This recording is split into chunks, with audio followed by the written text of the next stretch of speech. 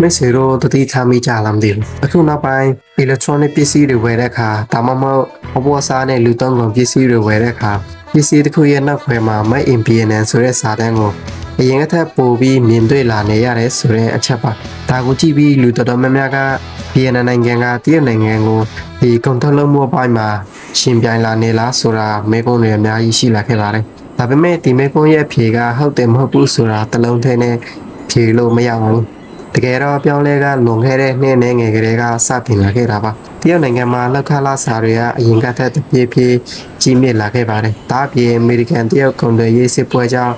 ကုမ္ပဏီတချို့ရဲ့ကုန်ပစ္စည်းတင်ပို့မှုကအရင်ကထက်ပိုပြီးအခက်တွေ့လာခဲ့ရပါတယ်ဒါကြောင့်ကုမ္ပဏီတချို့ကစိတ်ရောင်အလုံးကိုတရုတ်နိုင်ငံတစ်ခုထဲမှာမထားတော့ဘဲနိုင်ငံအချို့ကိုဖွဲ့ထားရင်သူတို့အတွက်ပိုပြီးလုံခြုံမယ်လို့စဉ်းစားလာကြပါတယ်အဲ့ဒီချိန်မှာအိန္ဒိယ၊ဗီယက်နမ်၊မက္ကဆီကိုစတဲ့နိုင်ငံတွေကအဓိကရွေးချယ်ခံရတဲ့နိုင်ငံတွေဖြစ်လာခဲ့ပါတယ်။အဲ့ဒီထက်ကဗီယက်နမ်နိုင်ငံကဒီခွေးရေးကိုကောင်းကောင်းတုံးချနိုင်ခဲ့တဲ့နိုင်ငံတစ်ခုလို့ပြောရမှာပါ။ဗီယက်နမ်နိုင်ငံဆိုတာတရုတ်နိုင်ငံထက်လောက်ခလာစာစေတက်တာတဲ့နိုင်ငံတစ်ခုပါ။ဒါပြင်သူရတာချက်ကနိုင်ငံတော်တော်များများနဲ့လွတ်လပ်စွာကုန်သွယ်ရေးသဘောတူညီချက်စာချုပ်ကိုချုပ်ဆိုထားတဲ့နိုင်ငံတစ်ခုပါ။ဒါကြောင့် electronic ပစ္စည်းအဝတ်ထည်နဲ့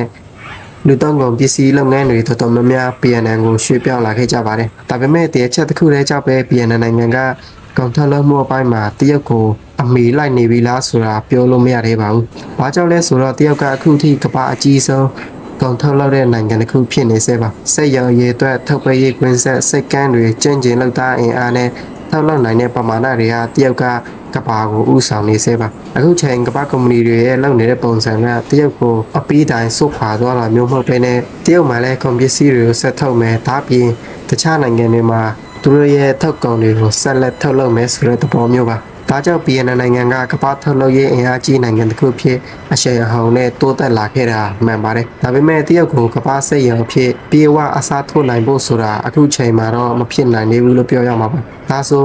အခုကြည့်နေတဲ့မိတ်ဆွေတို့ရောဘယ်လိုမြင်လဲ။နောက်10နှစ်အတွင်းမှာ PNN နိုင်ငံကတရုတ်နိုင်ငံကိုအမီလိုက်နိုင်ပါမလား။ဒါမှမဟုတ်တရုတ်ကပဲကမ္ဘာစိတ်ရောဖြစ်ဆက်လက်ရည်တည်တော်မလားဆိုတာ